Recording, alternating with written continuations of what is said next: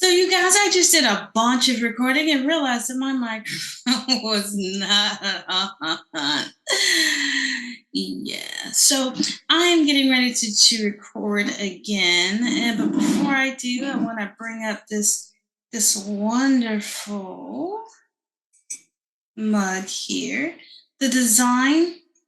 Oops, there's actual coffee in there, as you saw. As my daughter, she is studying to be a graphic designer. She's taken some classes in art in high school, and she's going to actually be going to college next year, and that's her field of study. And she came up with this, and there's going to be two designs. She didn't like the letters on this. I love them, but she decided to do a different design. So there's going to be two different designs of this fist, but it's going to be mugs and T-shirts. And fairly soon we're going to have other things. And I'll put a link in the description so you guys can grab that. In any case, so I wanted to come to you to say that, and I'm not an I told you so. Well, not all the time anyway. Yeah, I knew we shouldn't trust Governor Brian Kemp for a lot of reasons. And now that's been validated in the fact that he's trying to sabotage the hearings in Georgia by saying that he's going to try his best to make sure that those hearings don't happen until after the election. Because when you're innocent, you definitely want to make sure that you can get to a point where you can pardon yourself of all crimes. That's just not how anything works. Just can you imagine the average person just saying, "Hey, I just robbed a bank, but I'm going to announce my candidacy right now because if you try to lock me up, that will be election interference." That's not how anything should work. But apparently, the Republicans believe that. One even was so far as to say, Trump's not a DoorDash guy, he's an ex-president, as if that's supposed to mean something. These are the guys who are always talking about law and order. And yet they keep showing us that they believe the law only applies to us lessers, and especially those of brown skin. And let's turn this around and let it be a bunch of people try to take white suburban votes and nullify them. Oh man, you would never hear the end of the screeching until they got to the bottom of that, and every person involved had been arrested and taken care of. But just because it was, riggers and rigger lovers, all of a sudden it's okay. And there's a reason why they think it's funny to call us riggers. Because at the end of the day, my vote, no matter how many taxes I pay and how many ancestors bled and died here, is always going to be in their eyes illegitimate. I shouldn't be able to vote. Women shouldn't be able to vote. And anyone who likes someone like me shouldn't be able to vote. I recall someone stating that the way that they look at it, Black people steal everything. We steal jobs, we steal money. That's why, when that person said that, it came to me. This is why they cheer whenever a Black person dies, because we are a criminal by default in their eyes. So when we get got, it doesn't matter how minor the infraction. We're already guilty by virtue of being brown. The only Black people they like are the kinds that say things like, "I thank God for slavery," or "I think you should be able to say the N-word," as if one Black person should be the determiner of whether or not I agree with something. If she's fine with it, fine, but I'm not. Every person has a right to defend and define what they find offensive. I'm sorry to the people who laugh about people being offended. Now, there's some people who do go a little bit crazy. You can't get offended because somebody only put one shot of cream in your latte when you want two. But I do believe there's certain things that we have to agree to disagree on. And that's individual. I may not agree with what might offend the person, but if I care about that person, then I can make a pact with that person to not cross that line. It's about boundaries.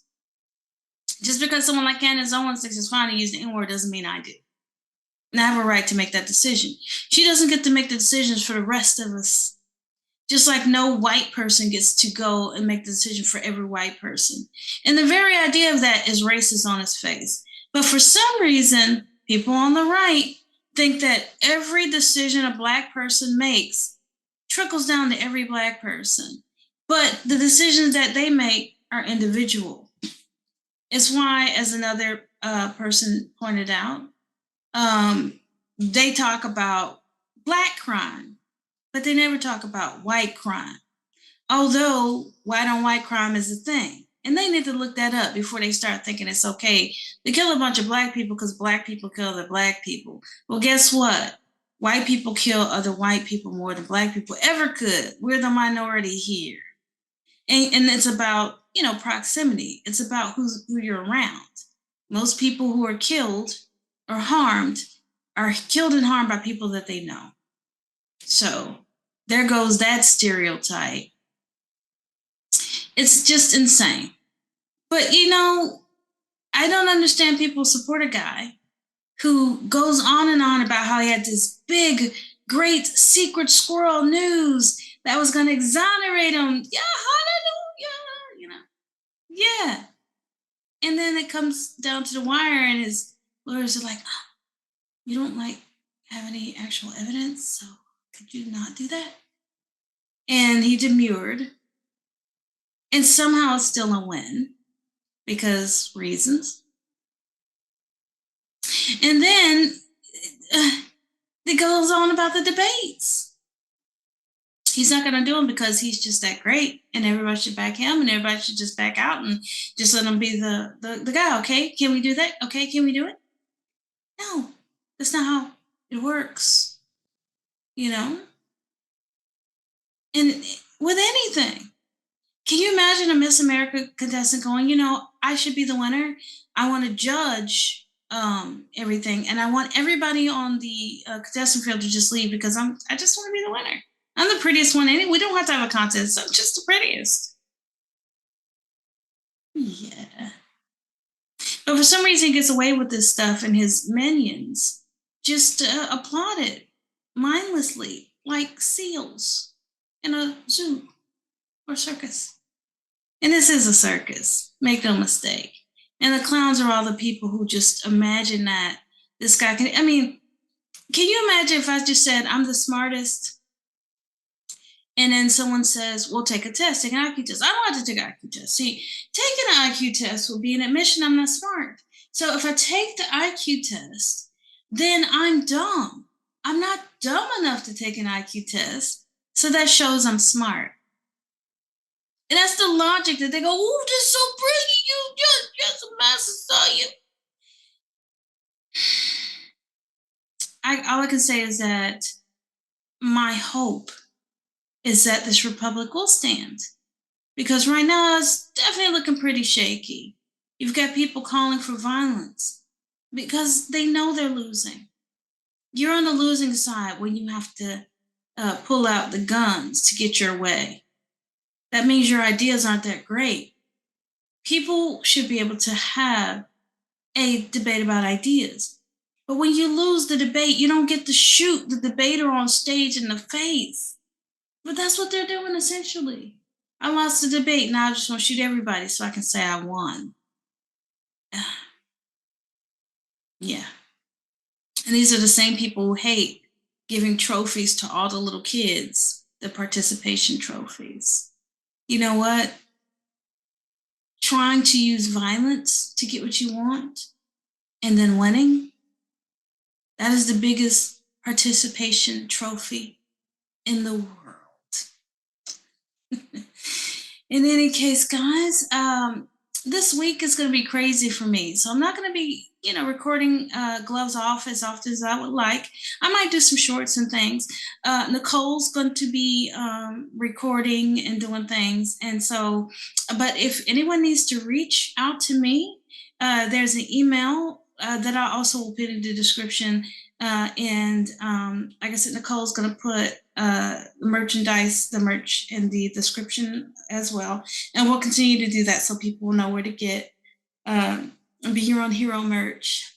You guys, I love you. I do. I saw a sign once that said, I love you. If someone can hate someone, they don't know I could love someone I don't know too.